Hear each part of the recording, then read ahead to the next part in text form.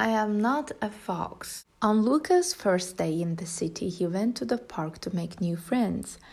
Outside on the gate, he found a list of rules: no ferrets, parrots, possum, rabbits, wildcats, or iguanas. If you are not a dog, keep out. Inside, a pack of dogs regarded him.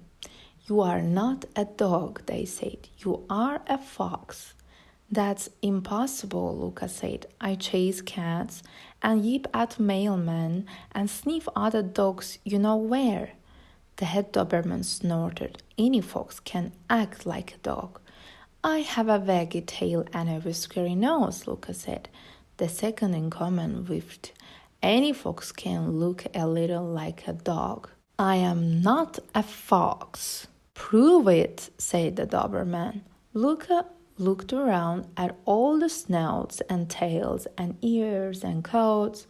It was true, he didn't look like any of the other dogs, so he left. As Luca walked the city, he found other creatures he looked like. Luca had a shaggy mane around his neck, but he wasn't a lion.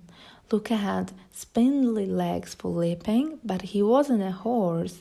Luca had a fluffy tail that curled when he was nervous, but he wasn't a squirrel. I am not a fox, Luca insisted. A pack of hunting hounds thought Luca was a fox. They chased him under a bridge, around a pond, and into a fountain. Luca hid in a museum where he found a painting of animals who resembled him exactly. At last, dogs like me. But then Luca read the display. They were a skulk of foxes. I don't want to be a fox, said Luca, but it looks like I am one. That night Luca looked for a forest so he could live as a fox. All he could find was the green at the center of the city. There he made a fox's dinner of salad with a side of fried worms. It was delicious. Luca lay under the inky sky and watched the stars. There are a few good things about being a fox, Luca thought. At dawn, Luca raced up a hill chasing a bluebird for breakfast.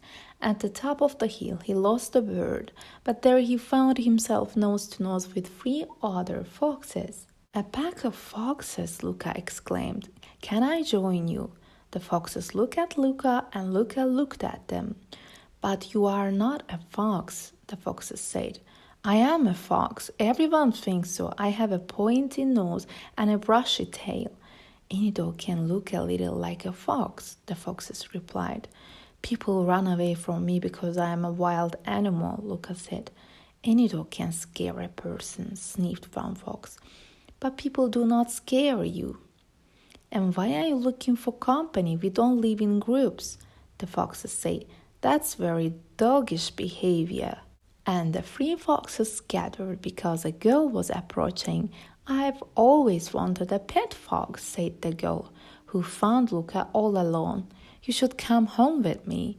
As a dog, Luca knew he shouldn't go home to a stranger's apartment, but as a wild animal, Luca could do as he pleased. What do you look like? The little girl asked when she got a good view of him. You are not a fox. No, I am not a fox, Luca practically shouted. You have the face of a fox and the long legs of a deer and the mane of a lion. I don't know what you are.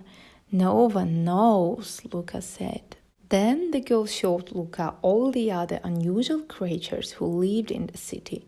A woman with a neck like an ostrich, a snake that was a man's necktie, a boy who wore a gorilla suit, and a boy who wore an iguana on his shoulder.